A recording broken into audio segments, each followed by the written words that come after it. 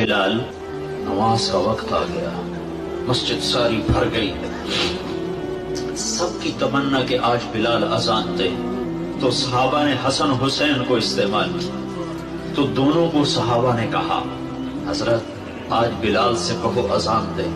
یہ دونوں معصوم بچے آئے اور حضرت بلال کے سامنے کھڑے ہو گئے، کہنے لگے چچا کہ جیسے ہمارے نانا کے لیے اذان دے آج ہمارے لیے دے۔ تو بلال رضی اللہ عنہ پھوٹ پھوٹ کے رونے لگے، کہنے لگے میں نے قسم کھائی تھی کہ میں اذان نہیں دوں گا، لیکن میں تمہاری خاطر تو جان بھی قربان ہے، قسم تو چھوٹی سی چیز ہے، میں قسم کا کفارہ دوں گا۔ اور ایسے چڑھے چھت پر، کانوں میں انگلیاں دے کے جو نہیں کہا اللہ اکبر، تو سارے مدینے میں کوہرام مچ گیا، یوں لگا جیسے دور نبوت لوٹ کے واپس آ گیا۔